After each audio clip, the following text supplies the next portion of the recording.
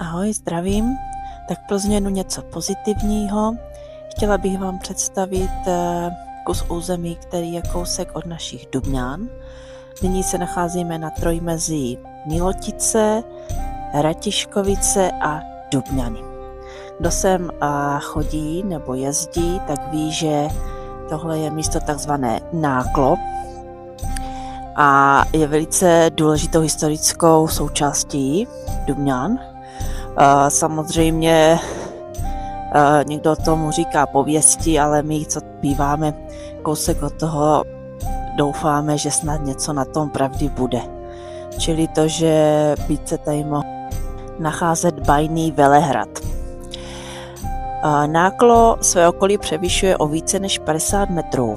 V 30. letech 20. století zde nastal rozvoj těžby lignitu firmou Baťa. Nedaleko vrcholu se nacházejí pozůstatky dolů Žofie, Tomáš, Josef a Franz de Paul. V poslední době se Náklo dostalo do povědomí souvislostí s nepravděpodobnými hypotézami o možném ústředí Velkomoravské říše. Na vrcholu Náklu stojí dřevěný liliový kříž a pískovcová socha kupce Sáma. Nám tady za tu dobu přibylo víc těch soch. Tady to informace, které jsem vám teď říkala, mám z Wikipedie.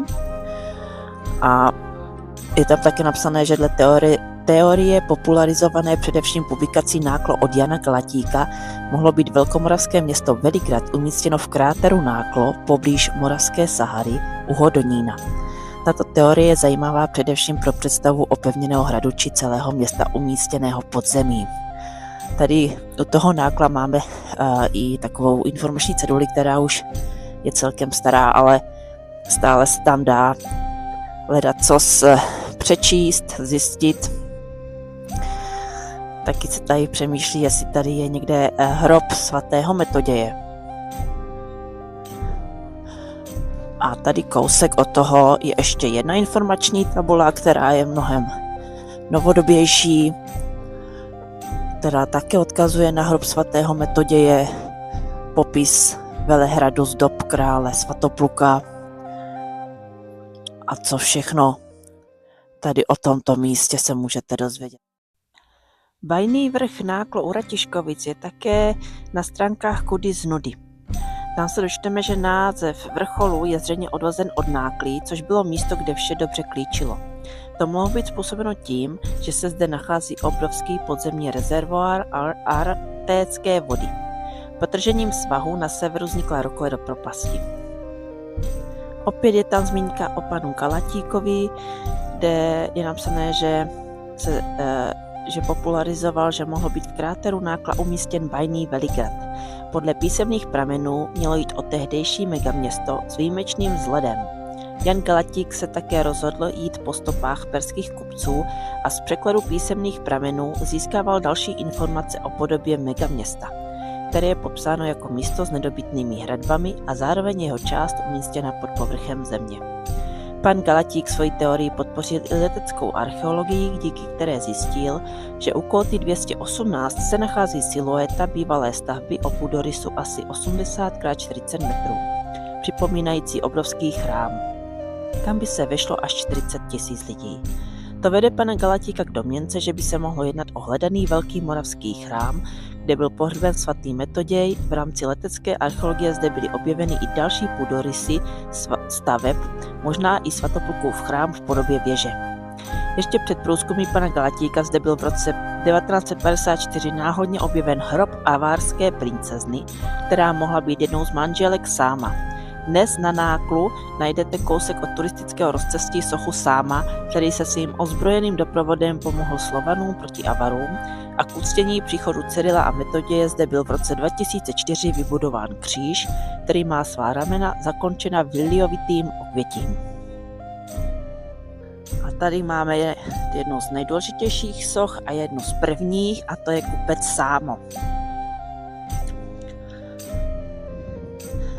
Má krásné vyklenuté bříško, drží si i svůj meč.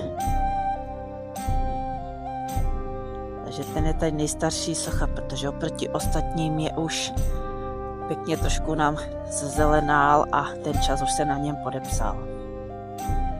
Další sochou za kupcem Sáma je Mojmír I. Tady je tady vyobrazen s čelenkou a s mečem. V roce 2022 tady přibyla socha Svorózí, snad to tady čtu správně. Takže ženská socha, později si zkusím vyhledat, co to znamená. Jo, tady vidíme i letopočet 2022.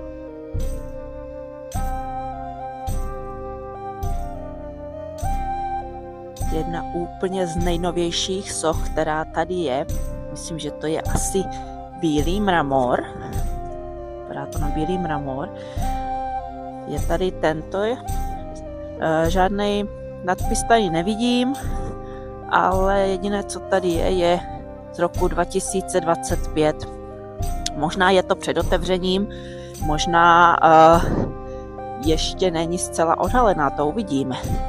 Tady máme sochu Cyrila a Metoděje, která byla otevřená k jubilejní pouti k Liliovému kříži 7. července 2013. Jo, tady jedna z největších a dobře propracovaných soch. Jsou tihle dva zvěstové. Tady je napsaný Konstantin a Metodikus.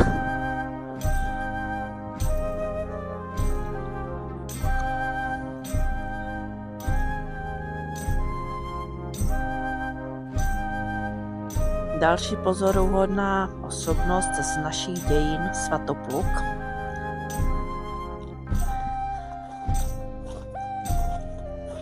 Tady má zezadu věritý nadpis, si to přečtu dobře. Králi Svatopluk znovu sebral v množství lidu a přivedl vojsko do Pánonie.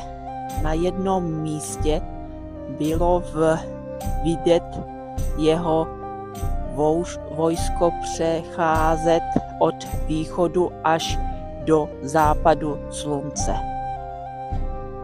A tady ještě nějaké další nadpisy a čísla 884.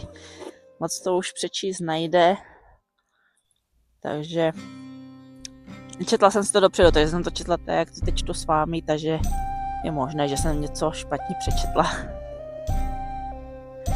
A další socha, která tady znázorňuje oslepeného muže. Já teď nevím, jestli je to Žižka, ono to fakt nemá ani zase nadpis, možná je to pod tím sněhem, který má akorát takový znak orlice. Je možné, že to je Žižka. Já se musím podívat na ten internet, protože jsem nečekala, že to bude bez názvu a já jsem zajela, že jenom natočím, co tady všechno je. Takže další pěkná socha.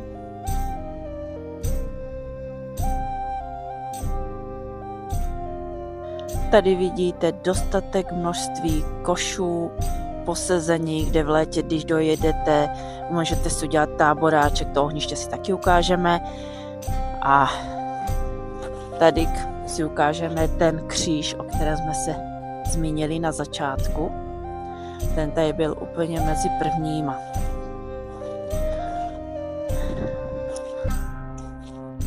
Tady vidíte starý znak Dubňán, různé kameny.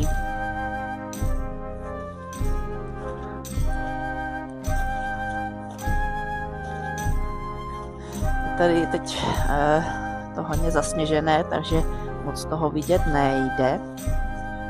To je nádherný kámen.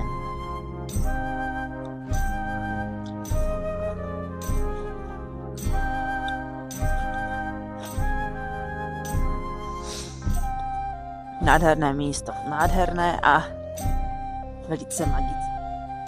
Tady je záběr na ohniště, které tady v tom areálu je.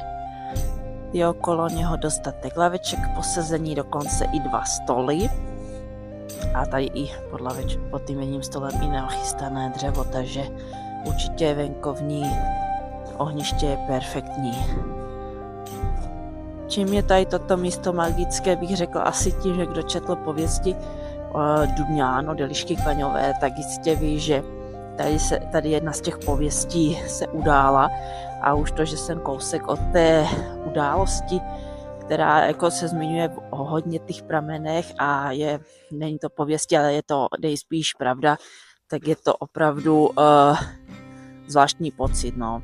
Tak jak autorka zamýšlela, že kdo si to přečte a bude potom přemýšlet o těch místech, když kolem nich chodí, co se tam událo, tak opravdu si to člověk potom uvědomí. Tady kousek od altánku máme tabulu archeologické nálezy z blízkého okolí Nákla. Čili to, že opravdu tady nějaké to město, nějaké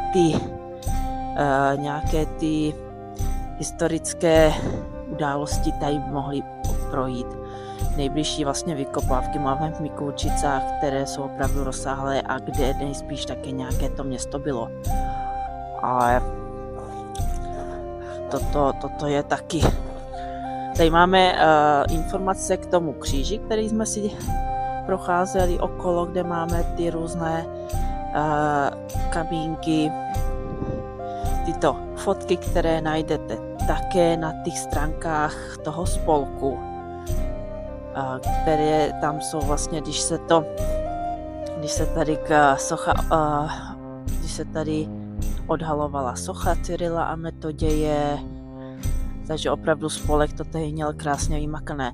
Kdo se podívá na ty stránky, uvidí, že opravdu i přesto, že to je bokem těch měst, tak tady byla velká účast těch lidí a i krojovaní, jako bylo to perfektní.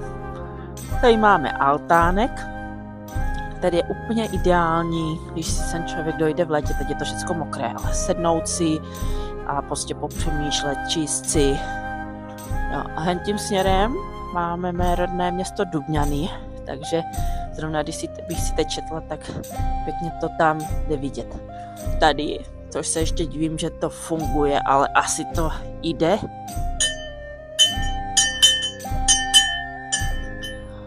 Je zvon, na který si můžete zazvonit, takže místo stále funguje a jak říkám, je to udržované, dostatek košů, jako klobouk dolů před spolkem, který tady tohle všechno nachystal, udělal, protože kdo má čas a chce na chvilku vypadnout, tak úplně nejlepší fakt místo tady toto.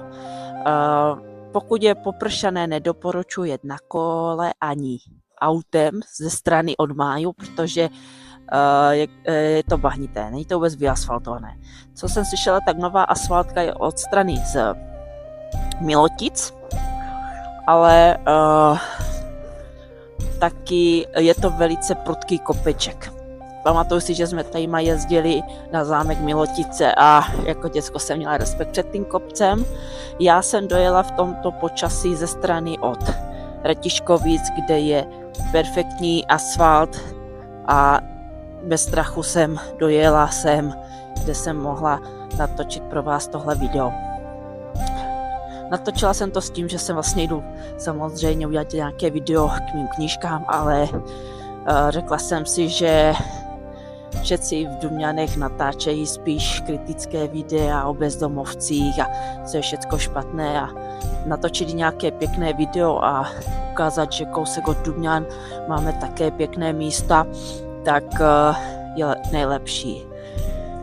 A dost mě to prostě posouvá v tom, že chci natočit víc takových videí. Takže určitě bych to viděla na Kamennou bránu, Permonickou stezku, která se co nejdřív doufám otevře, ale určitě stezka z Bojníka Ilčíka. Máme to v Dubňanech strašně moc a já ráda o tom natočím. Samozřejmě nejsou žádný velký kameraman nebo řečník, takže je jasné, že budu mít slovní překlepy, mé natáčení je takové laické, takže nečekejte nic moc profesionálního, ale prostě jenom proto, aby si člověk natočil a ukázal tyto krásné místa v Dubňanech, tak nemusí být profík. tak já se s vámi budu těšit při dalším videu, které možná natočím, až bude teplučko a pěkné počasí, ale třeba i teď v zimě uvidíme. Sem si určitě dojděte, až tady sníh nebude, až nebude tohle všechno zasněžené. Je tady přece jenom zima, ale opravdu v létě perfektní. A i na výlet s dětskama, kde si můžete udělat táborák a kde si prostě prohlédnete takové nádherné sochy, které byste nečekali, že jsou takový kousek jenom od nás.